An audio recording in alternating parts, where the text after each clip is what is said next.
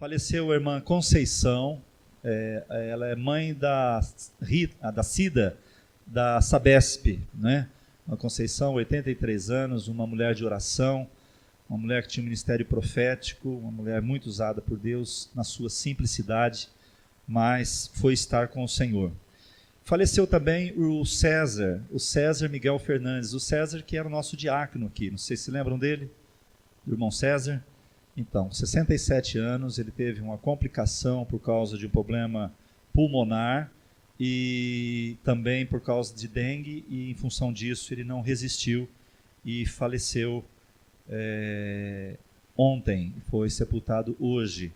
Então, são duas famílias que estão em luto. Eu sei que a família da irmã Conceição nem todos conhecem, porque é da Vila Marcondes, mas o César esteve aqui conosco, um irmão que nós caminhamos já há 30 anos juntos. Ele trabalhou numa congregação que nós temos lá em Monte Castelo, no Paraná. Ele que praticamente, primeiro ano, ele que deu suporte. Todo domingo ele viajava para ministrar lá. E ele era meu cunhado, depois ele ficou viúvo, casou-se novamente. Mas o Senhor o levou. E nós estamos aqui agora sem a presença dele, mas sabedores de que ele está com o Senhor. Amém? Nós temos alguns pedidos de oração e eu queria envolver a igreja nesse momento com relação a isso, porque é uma necessidade de todos nós. Nós temos, a cidade de Presidente Prudente está em primeiro lugar no estado, né, por incrível que pareça, na questão da dengue, né? E a quarta no Brasil. É muito estranho, porque é uma cidade muito limpa, né? Uma das cidades mais limpas que existe é Prudente, mas está com essa situação. E nós já temos, só para fazer uma pesquisa aqui, quantos aqui já tiveram dengue? Olha só, uma boa quantidade. E nós temos alguns irmãos com dengue, né? Temos a Graciele, o Marco e o Juan, filho deles, estão com suspeita de dengue, não sabem se é ainda. E o Renan e a Sandra estão com suspeita de H1. E nós precisamos orar por eles, amados, e orar por todos nós. Nós precisamos nos levantar contra isto. Nós estamos no mundo, estamos sujeitos a tudo isso, mas nós temos algo que o mundo não tem. Nós temos Deus, nós temos o Senhor. E nós podemos clamar por isso. Eu acabei de ler aqui em Jeremias 33, clama a mim, responder-te-ei e anunciar-te-ei coisas grandes e firmes que não sabes. Ele diz para nós clamarmos, não é em vão, não é lançar palavras no ar, é realmente nós nos colocarmos de pé e declararmos a falência dessas pestes sobre a nossa cidade e sobre a vida da igreja. Amém? Então, eu queria que vocês se ajuntassem de 3 pessoas e nós vamos orar. Vamos, irmãos, já, agora, juntarmos em 3 e você vai orar.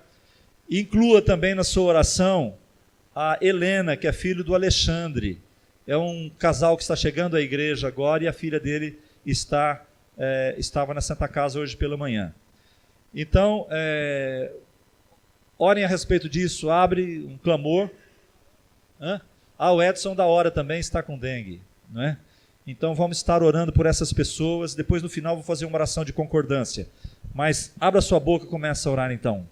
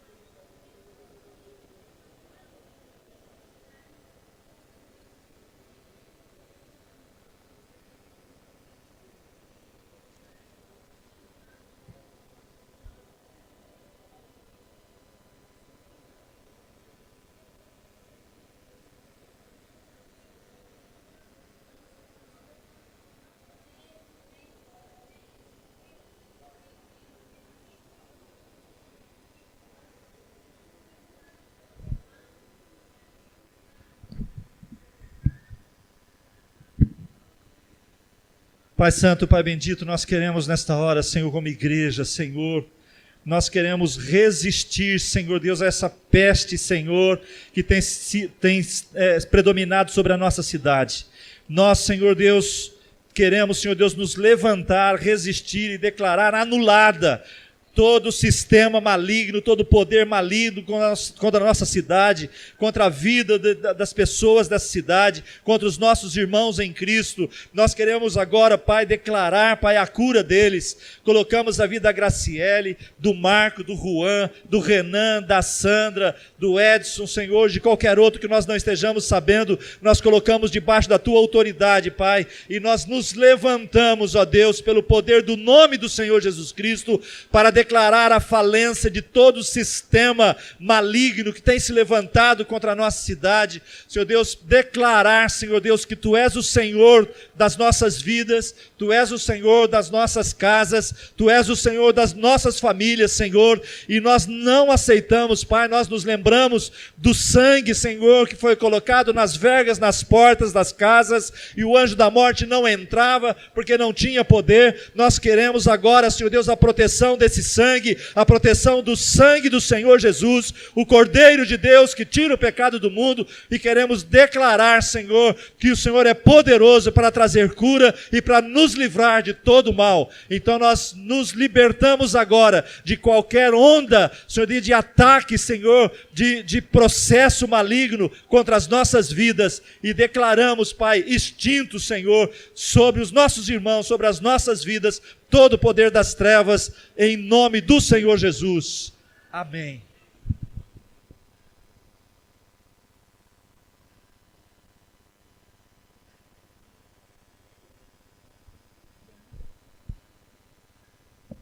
Amém. Irmãos, uma informação nova que eu tive aqui, que eu falei errado. A Sandra e o Renan não estão com suspeita de H1. Eles trabalham no hospital e tiveram contato muito com essas pessoas e não estão bem. Então, suspeita é a suspeita pessoal, não tem nada médico indicando isso. Mas, independente disso, vamos continuar orando por eles. Amém, queridos? Você creu, amados? Você creu? Em nome de Jesus, amém. Queridos, nós vamos ter a palavra hoje, o pastor profético, né, meu irmão? O Ronaldo vai trazer a palavra para nós. Que o Senhor possa usá-lo com graça, meu irmão. Recebe, meu irmão. Boa noite, queridos. Já começou a brincadeira aqui, né? Eu vou fazer de tudo para não falar. O Milton Fábio não veio hoje, né? Para o Rafa não me clonar de novo. Queridos, boa noite. Eu queria que você abrisse a sua Bíblia em Lucas, capítulo 10. Eu queria dividir com vocês essa noite uma palavra que Deus tem trazido ao meu coração já há um tempo. Nós vamos ver uma parábola bem conhecida, creio que de todos os irmãos, a partir do verso 30, irmãos. As nossas células têm tratado desse assunto das parábolas, né?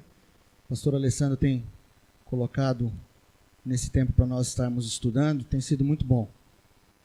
Eu queria dividir com vocês Lucas 10, a partir do verso 30, nós vamos ler até o 35.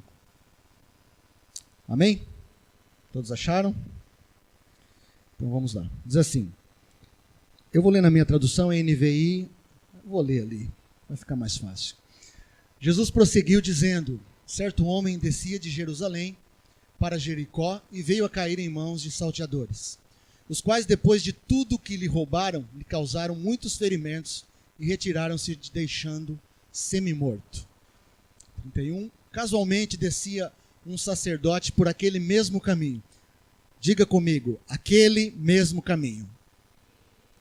Vai contando aí, Rafa. E vendo, passou de largo. 32. Semelhantemente, um levita descia por aquele lugar e vendo, também passou de largo. Diga comigo, descia por aquele mesmo lugar. 33. Certo samaritano que seguia o seu caminho.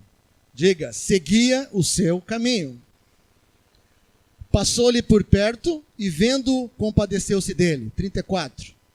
E chegando-se, pensou-lhe, ou melhor, pensou-lhe os ferimentos, ou curou-lhe, né? Aplicando-lhe óleo e vinho, e colocando sobre o seu próprio animal, levou-o para uma hospedaria e tratou dele. 35. No dia seguinte, tirou 2 denários e os entregou ao hospedeiro, dizendo, cuida deste homem, e se alguma coisa gastares a mais, eu te indenizarei quando voltar. Amém? Vamos orar? Senhor, nós queremos te agradecer por esse tempo. Estamos aqui, podemos te adorar com as canções, te adorar com os nossos aplausos, com o nosso corpo, com todo o nosso ser. E agora nós queremos receber a tua palavra. A tua palavra é poderosa para nos transformar, nos mudar. A tua palavra é poderosa para realizar qualquer tipo de situação em que nós nos encontramos hoje. Ela é poderosa para trazer encorajamento, cura, libertação, toda e qualquer situação. E nós queremos nos abrir a ela nessa hora. Fale conosco, Espírito Santo, leva cativo, nos ajude a levar cativo todo o nosso entendimento, nosso pensamento a Ti, para que nós possamos nos abrir e receber aquilo que o Senhor tem para nós nessa noite. Em nome de Jesus. Amém, irmãos? Queridos, eu queria falar para você nessa noite e com você sobre uma pessoa, mas eu vou fazer um bom suspense, daqui a pouco nós vamos chegar lá. Esse texto, só para nós colocarmos um pano de fundo nele, Lucas 10, a partir do 30 até o 35, fala de uma história que a maioria de nós já lemos, né? Do bom samaritano. A Bíblia diz que um perito da lei confrontou Jesus. Se você ler um pouquinho para trás, você vai ver. Ele disse para Jesus, Jesus, o que eu devo fazer? Né? Vamos voltar só um pouquinho no verso anterior para você pegar o fio aí. O 28 diz, então Jesus lhe disse, respondeste corretamente, faze isto e viverás. Antes o 26 ele disse, então Jesus lhe respondeu, que está escrito na lei? Como interpretas? E aí Jesus respondeu para ele. Ou melhor, vamos voltar no 25, irmãos. Vamos voltar no 25. E eis que o certo homem, intérprete da lei, se levantou com o intuito de pôr Jesus em prova. E disse-lhe, mestre, que farei para herdar a vida eterna? Então Jesus lhe perguntou, que está escrito na lei? Como interpretas? A isso ele respondeu, amarás o Senhor teu Deus de todo o coração, de toda a sua alma, de todas as tuas forças, de todo o teu entendimento. E amarás o teu próximo como a ti mesmo. E aí Jesus disse esse restante do que nós acabamos de ler. Então o pano de fundo dessa história é, Jesus está falando com o perito da lei sobre quem é o próximo, certo? Quem é o seu próximo? Ele interrogou Jesus, quem é esse próximo, Jesus? Né? E Jesus falou assim para ele, o seu próximo é o que nós vamos desencadear agora, tá? Vamos chegar lá. Então vamos lá. Primeira coisa que eu quero colocar para vocês aqui. Existem algumas pessoas nessa parábola. A primeira delas, que nós podemos visualizar aqui, é um homem que sofreu um grave prejuízo, certo? A Bíblia diz que havia um homem que estava quase morto. Nós acabamos de ler que ele foi surrado, que ele foi espancado, que ele foi assaltado por ladrões, por salteadores e estava quase morto. Segundo personagem que nós vemos foi o sacerdote. Terceiro personagem nós vemos o levita. Quarto personagem que nós vemos aqui foi o bom samaritano, certo? Daqui a pouco nós vamos chegar lá. Então, queridos, o pano de fundo é Jesus explicando para esse perito da lei quem é o seu próximo. Quando nós pensamos no próximo, nós pensamos geralmente na nossa família, certo? Nosso cônjuge, nossos filhos, pai, mãe, irmão, tio, tia, né? Ou nos amigos mais próximos, mais chegados, ou até os mais distantes. Mas aqui Jesus deixa bem claro que o nosso próximo não é apenas os das nossas famílias ou os nossos amigos. Nosso próximo é aquele que nós nos deparamos no nosso dia a dia, onde podemos, como bom samaritano, tocar a vida deles. Amém? Então, o nosso próximo não é apenas aquele que tem uma ligação sanguínea conosco, ou de uma amizade, mas é aquele que se depara conosco, aquele que nós diariamente nos relacionamos. Em Hebreus, queridos, vocês não precisam abrir, Hebreus capítulo 10, verso 1, eu queria, antes de nós continuarmos, tocar num ponto importante para nós entendermos a parábola. Hebreus 10, 1 diz assim: porque tendo a lei sombra dos bens futuros, e não a imagem exata das coisas, nunca, pelo mesmo sacrifício que continuamente se oferece em cada ano, pode aperfeiçoar o que se a ele se chegam. Está ali. Ora, visto que a lei tem a sombra dos bens vindouros. Fale comigo assim: a lei tem a sombra dos bens vindouros. O que é a lei? A lei foi aqueles 10 mandamentos dados lá a Moisés lá atrás para o povo de Israel quando saiu do Egito. Certo? A Bíblia diz que aquela lei, aquelas práticas, aquelas ordenanças eram sombras dos bens vindouros. Eram sombras daquilo que nós vivemos hoje. Como assim, Ronaldo? Colossenses 2, 16 e 17 diz assim: portanto, não permitam que ninguém os julgue pelo que vocês comem ou bebem, ou com relação a alguma festividade religiosa, ou a celebração das luas novas, ou dos dias de sábado. Estas coisas são sombra do que haveria de vir. A realidade, porém, encontra-se em Cristo. Então quer dizer que a lei, as ordenanças que nós lemos no Velho Testamento, principalmente lá nos 10 mandamentos, elas foram sombras daquilo que nós encontramos em Cristo. Amém? Nós estamos onde hoje? Em Cristo. A nova aliança está fundamentada nos 10 mandamentos? Não. Está fundamentada em Cristo. Por que você está falando tudo isso, Ronaldo? Parece que não tem nada a ver. Queridos, essa parábola de Lucas 10, a partir do verso 30 até o 35, ela é uma parábola cheia de tipologias, cheias de tipos que eu queria nessa noite dividir com você. Nós olhamos essa parábola e vemos essa questão do próximo. E ela é poderosa e nós devemos atentar para isso. Mas existe muito mais do que apenas a questão do próximo aqui. Existe algo que nós acabamos de ler nesses 2 versículos que a Bíblia diz que ela identifica tipos do Velho Testamento apontando para o Novo Testamento. Vocês estão entendendo até aqui? A Bíblia fala que o maná caiu do céu. Quando o povo saiu do Egito, eles não tinham o que comer. E o que aconteceu? Deus mandou o pão do céu para eles. Amém? Lá nos evangelhos, Jesus disse que ele é o pão do céu. A Bíblia diz que lá no Velho Testamento eles tinham sede, bateram na rocha e o que aconteceu? Saiu água. Jesus vem e diz que ele é a água. E ele também é a rocha, a pedra angular. Então tudo que aconteceu, que é mostrado no Velho Testamento, aponta para o Novo. O que tem a ver tudo isso, Ronaldo? Vamos chegar lá. Antes, porém, eu queria que você abrisse comigo em João capítulo 3. Nós vamos ler o verso 14 apenas. Existe uma história no Velho Testamento, está lá em Números 21, nós não vamos ler agora.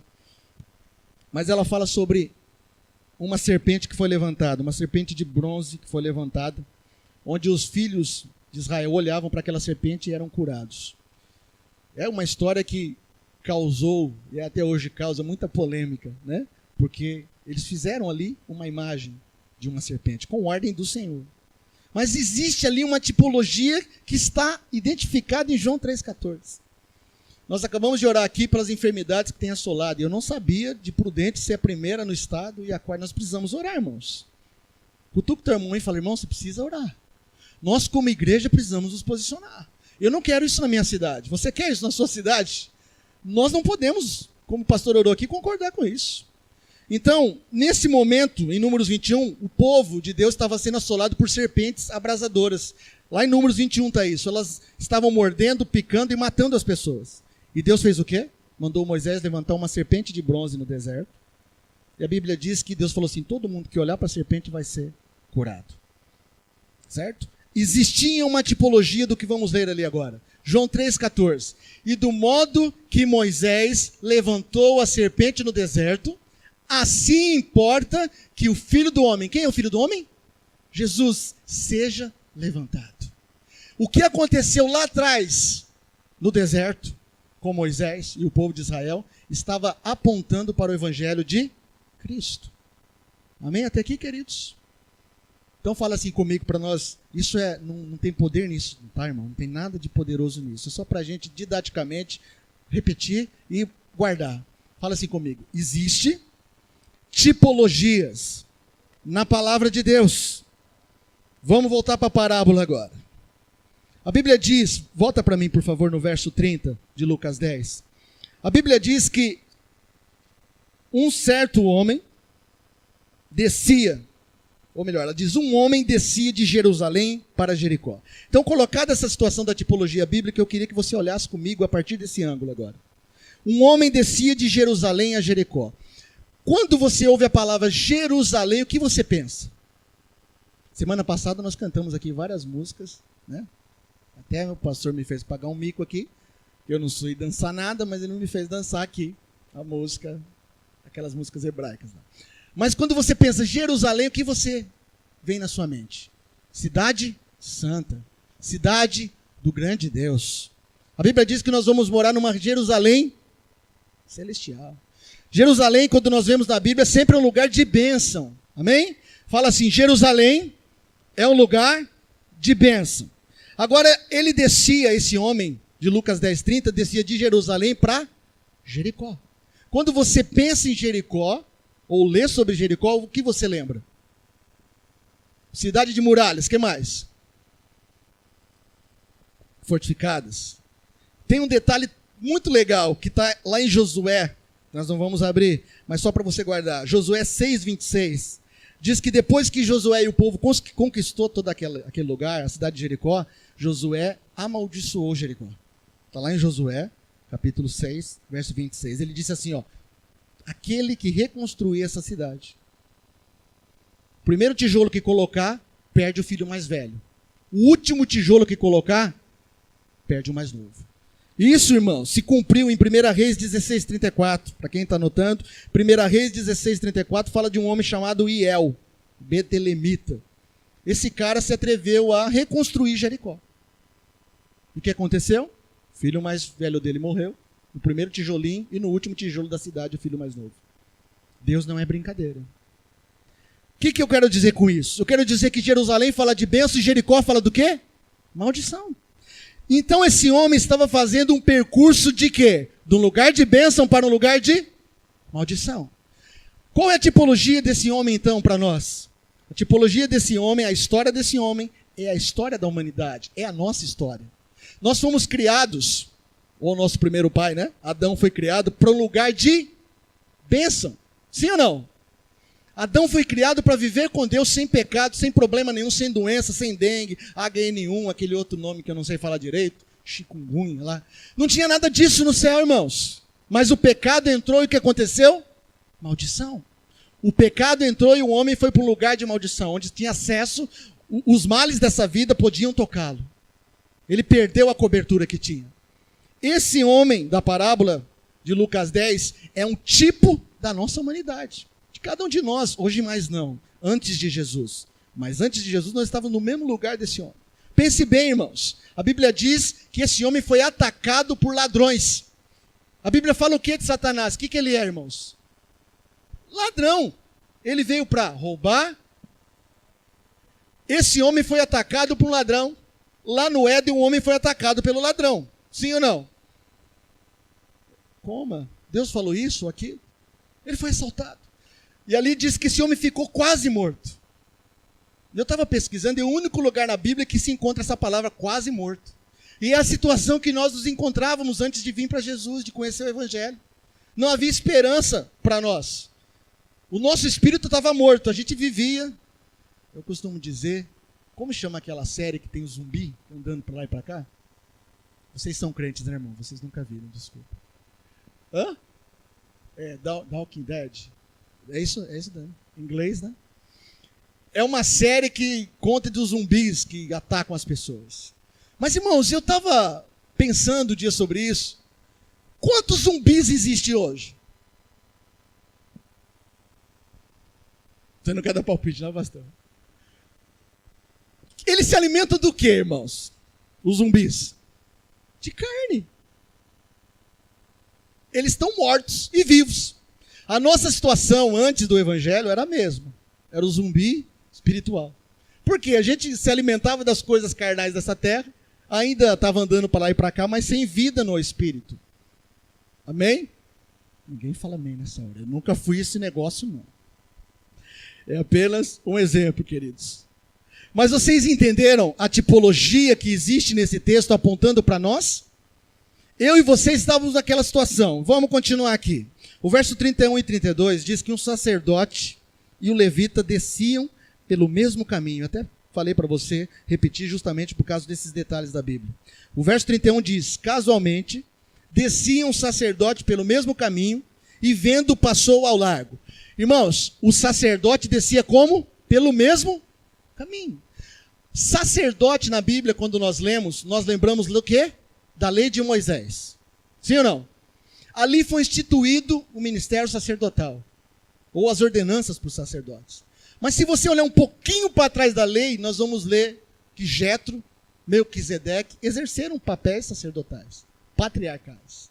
Então, quando nós vemos o sacerdote identificado aqui, nós podemos falar de um período na história humana. Lá em Romanos, capítulo 5, verso 14, diz que a morte reinou de Adão até Moisés. Esse período de Adão até Moisés era um período sacerdotal. Melquisedeque apareceu nesse momento. Não havia ainda a regulamentação sacerdotal, mas havia operação de sacerdotes. Quando a lei veio, o ministério sacerdotal levítico foi implantado. E aí fala de um segundo momento. Mas o que eu quero destacar com você é que o sacerdote descia pelo mesmo caminho. Fala comigo, o sacerdote descia pelo mesmo caminho. Que caminho? Da bênção para a maldição. Por isso que a Bíblia diz que a lei nunca foi capaz de mudar o homem. Jesus teve que vir com a sua... Faz chover perdão e graça. Ele teve que vir com a sua graça para nos redimir, nos trazer de verdade a salvação, porque a lei estava enferma, a Bíblia diz. Jamais seria capaz de mudar o homem. E o sacerdote, ao descer pelo mesmo caminho, ele fazia o mesmo caminho da bênção para a maldição. E o levita, irmãos? A levita também fala que ele descia pelo mesmo lugar. O que quer dizer isso, Ronaldo? Você está dizendo então que os levitas, os sacerdotes não eram de Deus? Não é nada disso.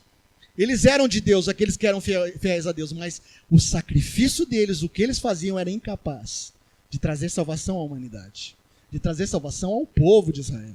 Por isso que Jesus teve que vir para nos resgatar. Então, 2 períodos nós identificamos aqui. Qual que é o primeiro período? Primeira pessoa que nós vemos aqui. O sacerdote passou diante de um homem morto, ou quase morto. O levita passou diante de um homem quase morto e nada fez. Por que nada fez? Porque ele estava no mesmo caminho. Que caminho? Da bênção para a maldição. Mas teve uma pessoa que passou e fez algo. Quem é essa pessoa? Quem? Fala para a pessoa que está ao seu lado. O bom samaritano fez. E quem é o bom samaritano na tipologia bíblica para nós hoje? Jesus. Fala assim comigo, Jesus é o bom samaritano. Essa história de Lucas 10, 33 a 35, é claro que é um exemplo para nós, porque nós precisamos reproduzir aquilo que Jesus fez. Mas o bom samaritano é Cristo apontado nessa parábola. Por que, Ronaldo, você está dizendo isso? Os samaritanos, irmãos, os samaritanos eram um povo que o povo de Israel, vamos dizer assim, os raça pura de Israel, como eles se achavam, principalmente os fariseus, não gostavam dos samaritanos. Era mais ou menos assim, Corinthians e Palmeiras. Brincadeira, tá, irmãos? Brincadeira. Hoje não é um dia bom para falar sobre isso também. Também que o Rafa não está aí. Então, os samaritanos não eram bem quistos pelos judeus. Por quê? Porque a Bíblia diz, se você estudar a Bíblia no Velho Testamento, quando o reino do norte e o reino do sul se separaram, as tribos, o reino do norte ficou como a sua capital Samaria e o reino do sul Judá. E em um determinado momento em que a Síria, o reino sírio era o bambambam na história, comandava o mundo, eles tinham uma estratégia de pegar os povos que eles conquistavam e levar para uma determinada cidade, e pegar vários povos de várias nações e levar para a mesma cidade. Para quê, Ronaldo? Para misturar eles. Para que as culturas se misturassem. Para que eles perdessem a identidade deles. Então esse povo samaritano, que era o povo do reino do norte, povo de Deus, lá no Velho Testamento, irmãos, foi levado cativo primeiro pelos assírios. e eles foram misturados com outras nações. O que aconteceu? Começaram a ter práticas pagãs. Começaram a adorar outros deuses. Os de Judá olhavam para eles e falavam: esse daí não é mais judeu. Esse povo está misturado. Por isso que o povo samaritano não era bem aceito pelos judeus. Porque os judeus olhavam e falavam: eles não são judeus mais. Só que os das outras nações olhavam para eles e falavam: não, esse aí é judeu. Então eles ficavam no meio. Eles eram metade gentil, metade judeu. Por quê? Tinham sido miscigenados com os povos. Efésios 2:15 e 16. E aqui está algo poderoso para nós. Efésios 2:15 e 16. Falando sobre Jesus. Anulando em seu corpo a lei dos mandamentos, expressa em ordenanças. O objetivo dele era criar em si mesmo, diga, em si mesmo, dos dois um novo homem, fazendo a paz, reconciliar com Deus os dois em um corpo, por meio da cruz, pela qual ele destruiu a inimizade. O que esse texto está dizendo, irmãos? Está dizendo que Jesus, o bom samaritano dessa parábola, foi a pessoa que veio a essa terra para unir judeus e gentios num só propósito da nova aliança. No corpo de Cristo foi unido judeus e gentios. Quem são os gentios? Eu e você. Eu e você somos esse povo gentil que estávamos afastados da nova aliança. Mas Jesus foi aquele que carregou no corpo dele a unidade dos judeus e dos gentios. Porque Jesus veio salvar quem, irmão? Só os judeus? Todos. Lá em Abraão a promessa foi: em ti serão benditas, só os judeus, todas as famílias da terra. Esse é o momento que você pode falar assim: a minha família entra nessa aí. A nossa família entra nessa. Lá atrás, quando Deus fez essa promessa a Abraão, ele pensou em mim e em você. Em Jesus, uniu-se gentios e judeus. Ele é o bom samaritano. O samaritano é aquele que tinha misturado as suas convicções, as suas tradições com outras tradições de outros povos. Por isso os judeus não suportavam eles. Outra figura que nos mostra que o bom samaritano é Cristo, nós encontramos naquele texto. Volta por favor lá, Lucas 10, no verso 34. E chegando-se, pensou-lhe ferimentos, aplicando óleo e vinho. Tem alguma tradução que diz azeite e vinho. Irmãos, quando você lê na Bíblia vinho, o que você pensa? Do quê? Sangue. Vinho é sangue. A tipologia do vinho na Bíblia, o sangue de Jesus. Lá na ceia foi instituído o sangue e o corpo. Qual era a representação do sangue? O vinho. E ele aplicou o azeite, aplicou o óleo. Quando nós lemos isso na Bíblia, nós lembramos de uma pessoa. Do poder do Espírito Santo, do mover do Espírito Santo. O Espírito Santo, e lá em Tito, capítulo 3, verso 5, diz que ele que traz o lavar regenerador e renovador sobre aqueles que nascem de novo. Lá em Tito 3, 5. O Espírito Santo e o sangue de Jesus juntos fez com que eu e você fôssemos salvos. O sangue de Jesus nos resgatou. E a partir desse resgate, o Espírito Santo começou uma obra na minha e na sua vida. Amém? No momento da redenção, existem esses dois símbolos, pelo menos. O vinho, que é o sangue, e a ação do Espírito Santo. Quem convenceu você de que Jesus morreu na cruz há mais de 2000 anos atrás? Quantos de vocês estavam lá para ver se isso realmente aconteceu? Pergunta para o teu irmão: estava lá, irmão? 2000 anos atrás?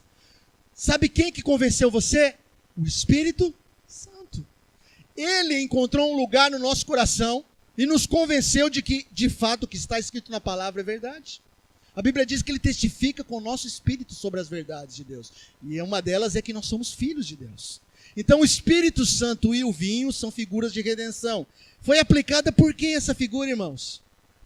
Por Jesus. Pelo bom samaritano. Amém? A graça foi trazida a nós por meio de quem? Cristo. Foi Jesus que nos trouxe essa maravilhosa graça que nós cantamos essa noite. Então nós vimos o sacerdote, vimos o homem quase morto, vimos o bom samaritano, vimos o levita, e agora tem uma pessoa, e essa pessoa, é sobre isso que eu quero falar nessa noite, que se encontra aí Lucas 10, 34. Nós vamos descobrir agora.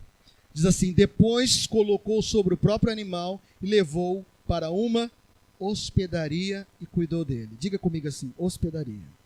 O 35 diz: no dia seguinte, deu 2 denários ao hospedeiro. Diga assim, hospedeiro. E disse-lhe: cuide dele, quando eu voltar, lhe pagarei todas as despesas que você tiver. Segura na sua cadeira agora aí. Existe um hospedeiro e uma hospedaria. Essa era a hora de você dizer amém. Existe um hospedeiro para mim e para você e uma hospedaria. Eu e você não somos aquele homem que estava quase morto? Amém, irmãos? Estávamos, irmãos. Vocês não gostaram do negócio do Dead lá, né? Eu sei. Esquecem isso, irmãos. Nós estávamos quase mortos. O samaritano passou por nós um dia, não passou. Ele parou e nos tocou, aplicou óleo, aplicou o sangue e nós fomos redimidos. Amém ou não? Fomos salvos, por isso nós estamos aqui. Mas ele parou aí, irmãos. Ele levou para uma hospedaria. Sabe o que é essa hospedaria, queridos? É a igreja. A igreja é a hospedaria. Quem é o hospedeiro? O Espírito Santo. Jesus é o bom samaritano. Leia comigo o 35, ele diz: no dia seguinte, deu 2 denários ao hospedeiro e disse: cuide dele. Quando eu voltar. Quem nós estamos esperando voltar? Quem está na terra trabalhando com a igreja hoje? O hospedeiro. O hospedeiro é dessa pessoa que eu venho falar com você nessa noite. O Espírito Santo foi aquele que Jesus deixou entregue a nossa vida para que ele trabalhe conosco até ele voltar. Quantos estão esperando a volta aqui de Jesus, o bom samaritano? Existe um hospedeiro, irmãos, que Jesus entregou o cuidado dele, que ele teve esse cuidado conosco quando nós nascemos de novo, na obra dele nessa terra. Mas o Espírito Santo está hoje aqui como hospedeiro para continuar esta obra. A Bíblia diz que aquele que começou a boa obra é fiel para... Nós não somos ainda uma obra completa. Sim ou não?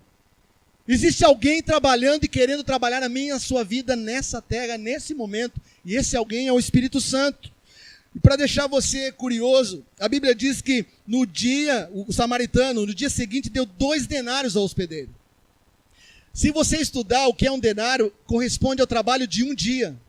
Então, o bom samaritano deu ao hospedeiro 2 denários. Significa o quê? O trabalho de 2 dias. A Bíblia diz que um dia para Deus é quanto? 1000 anos. 2 dias? O bom samaritano disse ainda para o hospedeiro: cuide dele, quando eu voltar lhe pagarei todas as despesas, se você ainda estiver à frente. Nós estamos em 2000 Fala para o teu irmão, Jesus está para voltar, irmão. Os 2 denários já passaram, mas ele disse assim: quando passar, se passar, eu acerto na volta. Jesus voltará para buscar uma igreja que está na hospedaria, junto com o Espírito Santo cuidando dela. Nós precisamos estar nesse lugar. O Espírito Santo quer trabalhar na nossa vida diariamente. O samaritano deixou 2 denários, irmãos, para o pagamento. 2 denários são 2 dias de trabalho. 2 dias de trabalho para Deus, segundo a palavra, é como 2000 anos. 2000 anos, nós estamos em 2016. Eu quero perguntar para você: o Espírito Santo, o hospedeiro, tem cuidado de você? Você tem se rendido a esse cuidado? É sobre isso que eu queria falar com você nessa noite. Quando nós falamos no Espírito Santo, existe muita coisa. Mas existe algumas confusões. As pessoas, quando falam Espírito Santo, pensam em várias coisas. O Espírito Santo é uma força, é algo místico, é uma pomba. O Espírito Santo, segundo a Bíblia, não é nada disso, irmãos. O Espírito Santo é uma pessoa. Você pode repetir isso comigo? Feche seus olhos e diz: o Espírito Santo é uma pessoa. O Espírito Santo possui mente, possui emoções e possui vontade. A Bíblia diz em 1 Coríntios 2,10 que ele possui uma mente. Ele pensa algo a nosso respeito. Nós não vamos abrir lá agora, mas você pode anotar e depois você vê. Ele pensa e sabe, inclusive, das profundezas de Deus. O Espírito Santo, ele não tem a nossa mente, tá, irmãos? Mas ele tem mente. Ele pensa ao nosso respeito. Ele tem emoções. A Bíblia diz que ele pode se entristecer. Não entristeçais o... O Espírito Santo tem emoções, irmãos. Sabia disso? Nós podemos alegrá-lo ou entristecê-lo. O hospedeiro tem emoções. O hospedeiro também tem vontade. A Bíblia diz que ele distribui os dons segundo lhe apraz. Quantos receberam já dons do Senhor aqui? O Espírito Santo que deu a você, segundo aquilo que ele entendeu. Porque ele tem vontade. O Espírito Santo é uma pessoa. Isso precisa ficar bem claro para nós. Porque muita gente, quando fala e pensa em Espírito Santo, pensa um monte de coisa. Mas ele é uma pessoa que quer se relacionar conosco todos os dias. Que tem emoções, que tem pensamentos ao nosso respeito. Que tem vontades ao nosso respeito. Agora o detalhe é, nós estamos buscando a vontade dele para nós? Porque, irmãos, ele ficou nessa terra e foi enviado para cá para cuidar de mim e de você, para continuar a obra que Jesus começou. Jesus começou uma obra na nossa vida que ele vai concluir. É o Espírito Santo que vai concluir essa obra. Mas ele só vai concluir essa obra se nós ficarmos na hospedaria. E quando eu falo igreja, eu não estou falando do templo, irmãos. Eu estou falando da igreja do Senhor nessa terra. Amém? Na qual nós fazemos parte. Amém ou não, irmãos? Estão comigo? Você faz parte dessa igreja de Jesus em toda a terra? Essa igreja é a igreja do hospedeiro. Ele está tomando conta.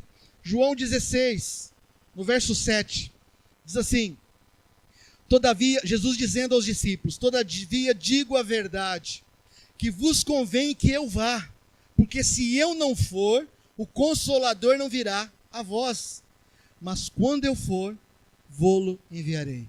Quem está falando aqui? Jesus. Antes de voltar para a glória, ele disse assim, ó, convém que eu vá. Eu tenho que ir. Eu não posso ficar. Eu não sei se para você isso é intrigante, mas para mim é. Pô, por que os discípulos, eu fico pensando nos discípulos, passou tudo aquilo, ele morreu, ressuscitou, os discípulos falaram, agora vai ser uma festa aqui. E Jesus chega neles e fala assim, eu tenho que ir, vocês não estão entendendo, eu não posso ficar aqui. Se eu não for, eu não posso enviar. Se você consegue perceber a importância do Espírito Santo, o próprio Jesus disse assim, se eu não for, ele não vem. É mais ou menos assim, é mais importante agora ele aqui do que eu. É mais importante a presença do Consolador aqui com vocês agora do que eu. Aquilo que eu tinha que fazer, aplicar o vinho e o azeite, eu já fiz. Agora a minha função é voltar e o Espírito Santo vai continuar a obra. Estão entendendo isso, queridos? Agora, por que Jesus tinha tanto que ir, irmãos? Lá no Salmo 139, verso 7 e verso 8, é aquele texto maravilhoso que diz, se eu me esconder na montanha, no mar, o seu Espírito me encontrará, ali eu não posso me ocultar de ti.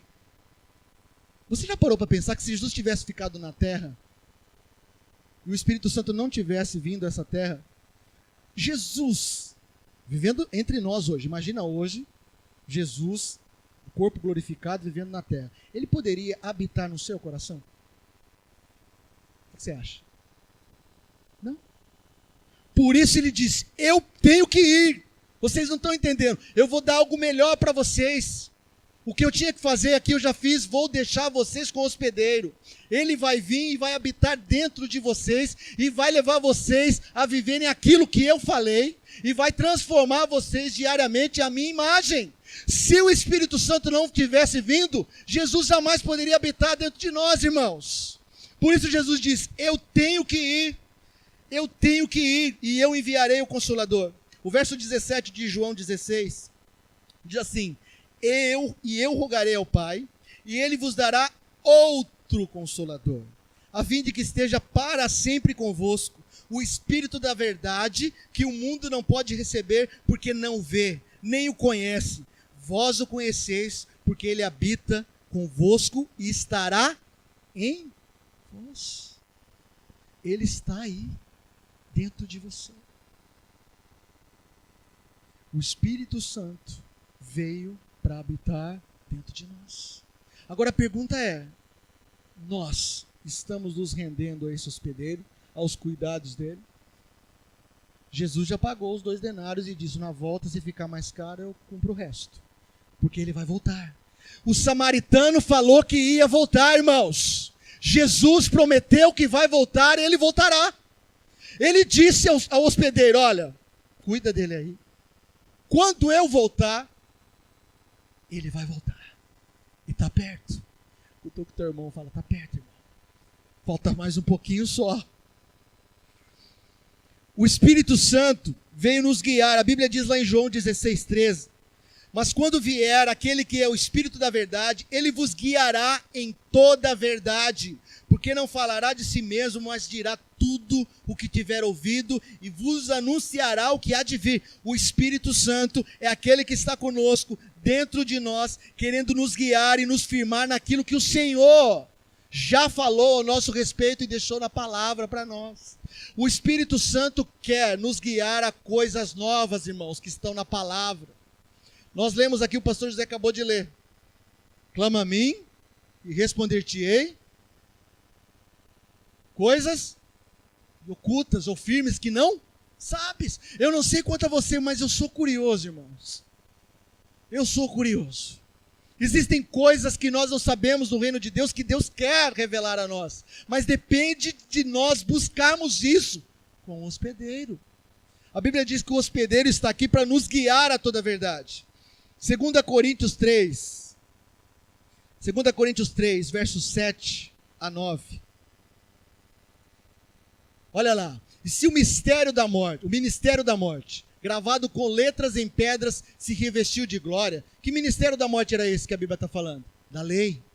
Se esse ministério da morte se revestiu com letras em pedras, se revestiu de glória, a ponto de os filhos de Israel não poderem fitar na face de Moisés, por causa da glória do seu rosto, ainda que desvanecente.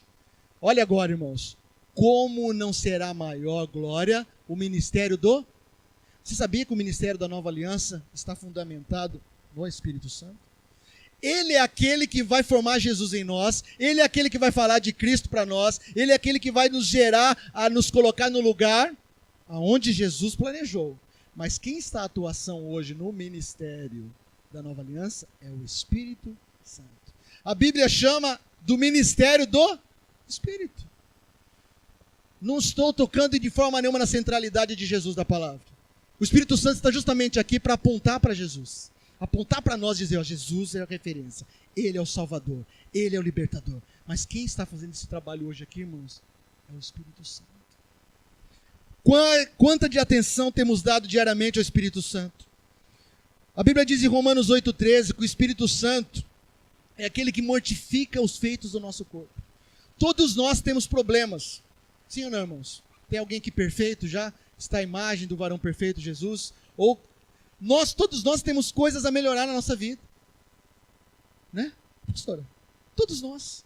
Agora a Bíblia diz em Romanos 8,13 que o Espírito Santo é aquele que mortifica. Olha lá. Porque se vivermos segundo a carne, caminhais para a morte. Mas se pelo Espírito mortificardes os feitos do corpo, o que vai acontecer? Certamente vivereis. Você já passou por aqueles momentos assim, puxa, não consigo vencer isso na minha vida, não consigo vencer isso. Você tenta, consegue por um dia, 2 dias, uma semana, um mês, cai de novo. Impossível eu e você vencermos defeitos do nosso caráter, da nossa vida. Somente se o Espírito Santo entrar nesse processo, está tudo resolvido. O Espírito Santo é importante. Fale comigo, o Espírito Santo é importante. Ele está aqui para nos levar a esse lugar, irmãos. Romanos 8,14 diz que o Espírito Santo é o nosso guia. Romanos capítulo 8, verso 14. A Bíblia diz que ele é o nosso guia. Porque todos os que são guiados pelo Espírito de Deus, esses são filhos de Deus. Todos que são guiados pelo Espírito de Deus são filhos de Deus. Esta palavra guiado, irmãos, no original grego é ago, que significa levado pela mão, conduzido, ajudado. Alguém que está aqui para nos guiar ao destino final. O Espírito Santo é esse guia que nos pega pela mão, que nos conduz, que nos ajuda para o destino final. Qual é o destino final, irmãos? A glória, como a pastora Michele falou. E o que mais, irmãos? Cristo. O Espírito Santo está aqui para formar Cristo em nós. A Bíblia diz em 2 Coríntios 3,18, que nós somos transformados de glória em glória à imagem de Jesus. Quem está aqui para nos levar de glória em glória à imagem de Cristo? O Espírito Santo. Irmãos, eu acho que o Espírito Santo é importante nesse processo que nós estamos vivendo aqui. O que vocês acham? Na nossa caminhada nessa terra, o Espírito Santo é fundamental. Romanos 8, 26 e 27 diz assim: Ele, quem? O Espírito Santo, nos ajuda em nossas fraquezas. E faz mais, intercede por nós com gemidos inexprimíveis. Existe muita discussão aqui, ninguém consegue interpretar o que é esses gemidos inexprimíveis. Mas eu sei que Ele intercede por mim e por você.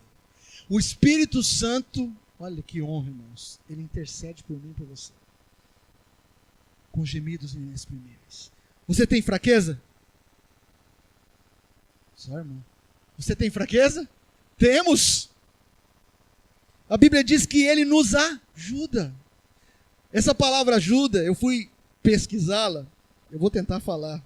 Não é inglês, a Dani não está aí, não é inglês, mas isso aqui é grego. Sunantilambanomai. Sunantilambanomai. Essa palavra ajuda. O que significa isso? Quando a gente lê, porque Ele nos ajuda, a gente tem no português um monte de situação. Por isso eu falar assim, pastor Alessandro, me ajuda a segurar o púlpito aqui? Ele pode interpretar assim.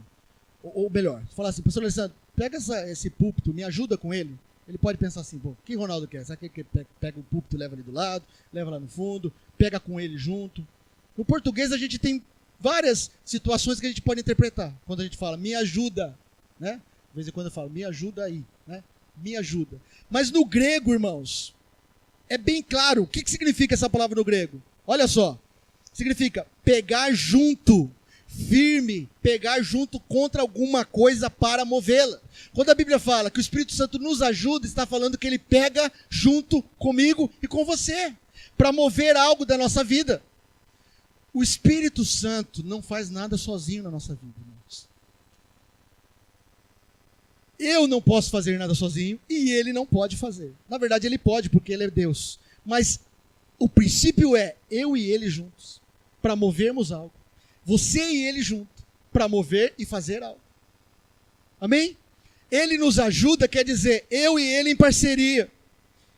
Lá em 1 Timóteo 4,14, a Bíblia diz que Paulo falando a Timóteo, não seja negligente com o dom que há em ti. Como assim? O dom é algo de Deus, irmãos? O que vocês acham? É. Mas por que Paulo está falando para Timóteo não ser negligente? Se Timóteo tem o dom, já basta. Tem o dom opera por si só. Não. Para que o dom do Senhor, que Ele nos deu, seja ativado, precisa da nossa cooperação, da nossa posição. Precisa do elemento humano. Deus é tão maravilhoso e glorioso que Ele pensou nisso. Eu vou contar com Ele. Eu vou contar com ela, eles são limitados, eles têm dificuldades, mas eu vou trabalhar neles, eu vou enviar o Espírito Santo para trabalhar neles. 2 Timóteo 1,6 diz, desperta o dom que há em ti. Outra tradução diz, mantenha viva a chama de Deus que está em você. Como assim, irmãos? Então a responsabilidade é minha e sua de manter o dom ativado? O que vocês acham? Mas nós recebemos um dom de Deus, o dom já se basta. Não. Eu e você precisamos de interação com o Espírito Santo para que esse dom seja plenamente, diariamente ativado e crescentemente ativado. Fala assim comigo, parceria. Eu e o Espírito Santo em parceria. Lá em 1 Tessalonicenses 5,19 diz, não extingais o Espírito Santo. Tem muita gente extinguindo o Espírito Santo hoje, irmãos. Como assim? O Espírito Santo desaparece? Não, extinguindo da vida. Nós podemos extinguir o Espírito Santo na nossa vida. Não é que ele vai deixar ele vai desaparecer, deixa de existir, não. É que ele vai se afastando, ele vai deixando. E nós vamos perdendo o lugar da hospedaria, o trabalhar de Deus. Você conhece alguém que já abandonou esse lugar? Que deixou o Espírito Santo apagar na sua vida? Lá em Levítico tem um texto, se eu não me engano, no capítulo 6, que diz que os sacerdotes mantinham o fogo aceso. A responsabilidade de manter o fogo aceso é nossa, junto com Ele. Eu costumo dizer que fogo é Ele quem traz a lenha e o holocausto, somos nós. Amém? Você e eu precisamos diariamente alimentar esse fogo. 1 Coríntios 2, verso 11 e verso 12. Daqui a pouco nós vamos, o pastor, não sei se vai ser o pastor Alessandro ou o pastor José, vai declarar isso aqui. E todo domingo nós ouvimos isso. Presta atenção. 1 Coríntios 2, 11 e 12. Porque qual dos homens sabe as coisas do homem? Espera aí. 1 Coríntios 2... Não é isso não, desculpa. Vamos pular aqui.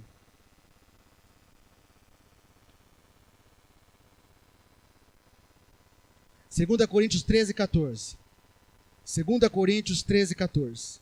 A graça do Senhor Jesus Cristo, vê se você já ouviu isso em algum lugar. O amor de Deus e a comunhão do Espírito Santo seja com todos vós. Deixa eu fazer uma pergunta para você. O que você acha? A graça é importante? Ela está aqui. A graça do Senhor Jesus. Quem nos trouxe a graça? Jesus. O amor de Deus é importante, irmão? O amor de Deus e a comunhão do Espírito Santo. A comunhão do Espírito Santo é importante, irmãos? Como a graça e como o amor de Deus. Percebe como nós precisamos diariamente desenvolver uma comunhão mais intensa com o Espírito Santo? O que você quer dizer com isso, Ronaldo? Nós precisamos investir tempo com Ele. Eu não gosto da palavra gastar tempo, porque nós não gastamos tempo com Deus. Nós investimos tempo com Ele. Nós precisamos separar momentos da nossa vida, do nosso dia a dia, para investirmos nesse relacionamento. Os que são casados, estão namorando, noivos aqui. Para você conhecer a pessoa que você se casou, está noivo, está namorando. O que você precisou? Você vivia longe dela meses e depois se encontrava uma vez a cada 2 meses? Ou você teve que cultivar um relacionamento? Sim ou não? Nós precisamos cultivar, irmãos. Nós precisamos orar. Nós precisamos ler a Bíblia. Nós precisamos ficar muitas vezes quieto diante dele, só para ouvir a voz dele. Nós precisamos adorá-lo. Nós precisamos cultivar esse relacionamento. Porque a graça do Senhor Jesus, o amor de Deus e a comunhão do Espírito Santo é tão importante quanto. As 3 coisas são importantíssimas para nós. O amor de Deus é importantíssimo. Sem Ele nós não estaremos aqui. Jesus nem teria vindo. A graça de Deus, muito. Por quê? Se não fosse a graça, nós não estaremos salvos. Não tínhamos acesso a tudo que temos. Mas e a comunhão do Espírito Santo? Ela é uma chave para tudo isso. Para a nossa vida aqui, para a nossa caminhada. Eu quero terminar e voltar naquele texto de 1 Coríntios 2, 11 e 12. Diz assim: porque qual dos homens sabe as coisas do homem, senão o espírito do homem que nele está? Assim também ninguém, perceba isso, ninguém sabe as coisas de Deus, senão o Espírito de Deus. Mas nós não recebemos o Espírito do mundo. O que nós recebemos, irmãos? Mas o Espírito que provém de Deus. Para quê? Para que pudéssemos conhecer o que nos é dado gratuitamente por Deus. Deus tem um depósito gigantesco e limitado de coisas para nos dar, nos fazer conhecer. E quando eu falo dar, eu não estou falando das bênçãos desse mundo aqui só, irmãos. Isso aqui também Deus tem para nós. Dentro do propósito dele para cada um de nós. Mas eu estou falando de coisas além que a nossa mente não pode entender. Isso tudo está preparado para você e para mim. E o Espírito Santo é a pessoa que tem o acesso a esse lugar. Ele é a pessoa que quer nos levar a esse lugar. A função dele nessa terra é nos levar a toda a verdade. Nos fazer parecidos com Jesus e nos fazer conhecer tudo o que por Deus já nos foi dado. Gratuitamente. Gratuitamente. Agora, se nós não cultivarmos uma vida com o Espírito Santo, como vamos ter acesso a isso? Queria que você colocasse em pé. Pessoal do louvor, por favor. Lá em Gênesis 1, no verso 2, a Bíblia diz que a terra era sem forma e vazia, havia trevas sobre a face do abismo, mas havia uma pessoa que se movia sobre a face das águas. Sabe quem era? O Espírito Santo. E essa palavra se movia O original dela é Ra'á, e significa chocar, gestar. Sabe o que o Espírito Santo estava fazendo sobre a face das águas? Gerando algo novo. O Espírito Santo é aquele que mesmo nos caos da nossa vida, nos momentos difíceis da nossa vida, Ele, se nós cultivarmos uma relação íntima e pessoal com Ele, vai gerar coisas novas na nossa vida. Mesmo nos momentos de dificuldade, nos momentos de tribulação, nos momentos em que parece que não vai dar, Ele, como estava lá no início, vai gerar coisas novas. Você crê nisso, irmãos? Crê nisso? Queria que você fechasse os seus olhos.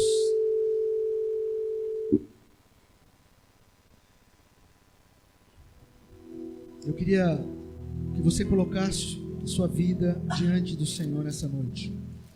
No sentido de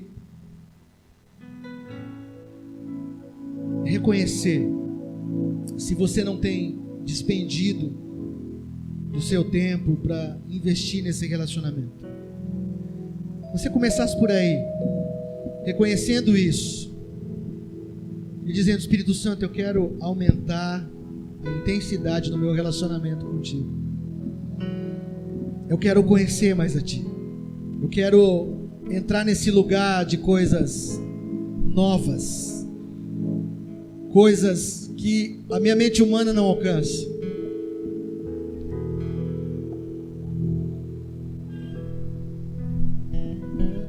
Espírito Santo de Deus, nós queremos.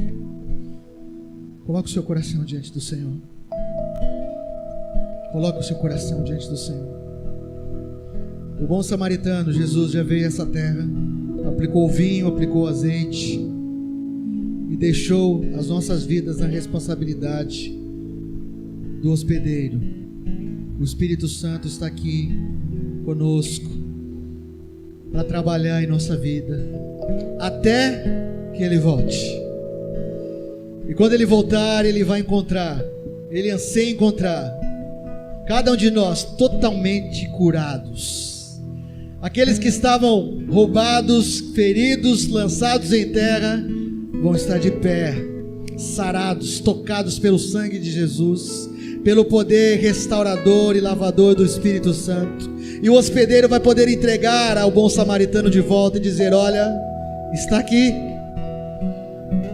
Ele vai voltar, irmãos. Jesus vai voltar. E enquanto isso, nós precisamos nos render. Vai se rendendo a Ele nessa noite. Vai reconhecendo. Se você precisa pedir perdão a Ele porque você tem deixado de estar com Ele frequentemente, faça isso. Ele é uma pessoa. Ele é uma pessoa. Ele entende.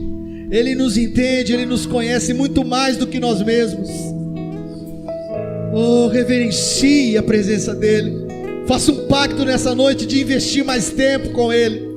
Faça um pacto nessa noite de andar mais com Ele, de buscar ouvir a Ele, de buscar tomar decisões baseadas na voz, na orientação dEle. Espírito Santo, nós estamos aqui. Nós estávamos como aquele homem quase morto que foi surrado por assaltantes. Um dia nós nos encontrávamos numa situação, Deus, terrível, longe do Senhor. Um dia nós nos encontrávamos numa situação de morte espiritual, mas Jesus, o bom samaritano, nos encontrou.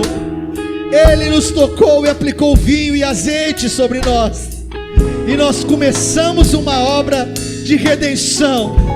Ele começou uma obra de redenção em cada um de nós, e nós fomos entregues ao hospedeiro, ao Espírito Santo. E nós queremos nessa noite, Espírito Santo, dizer a Ti: queremos nos render a Ti, na hospedaria que o Senhor tem, que é a Tua igreja. Queremos estar ligados à igreja do Senhor nesta terra. Queremos receber o azeite que flui de Ti, Espírito Santo, para curar e sarar e libertar, e nos trazer, nos transformar à imagem de Jesus. Doce Espírito Santo, queremos Te reconhecer diariamente em nossas vidas. Santo Espírito, és bem-vindo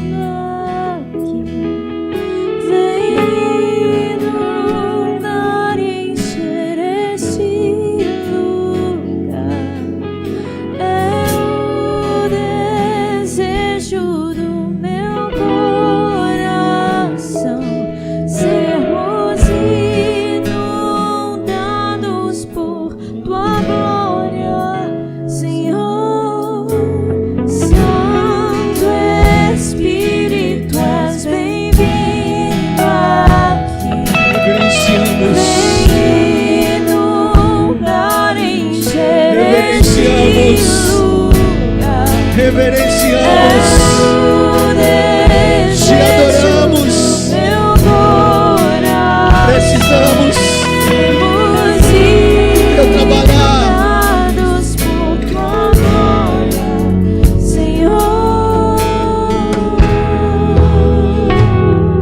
Reverencio nessa noite.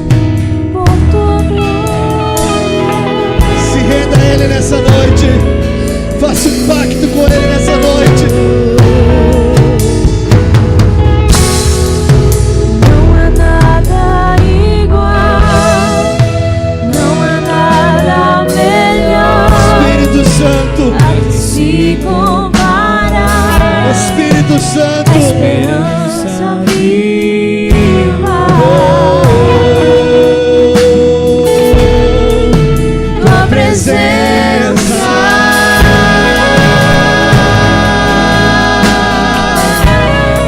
Reverenciamos a Ti.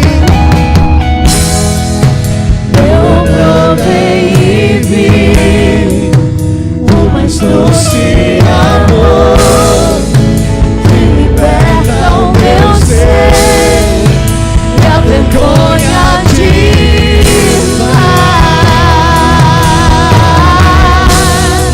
tua presença é real. Santo Espírito, Santo Espírito, és bem-vindo aqui. Bem-vindo a encher este lugar. É o desejo do meu coração.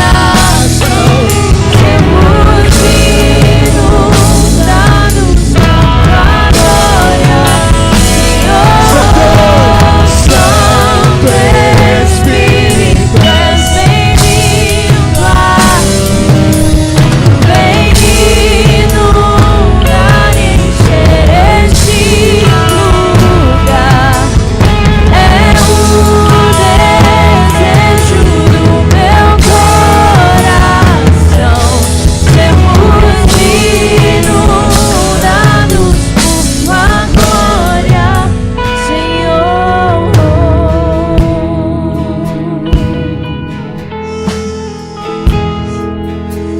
Tua glória,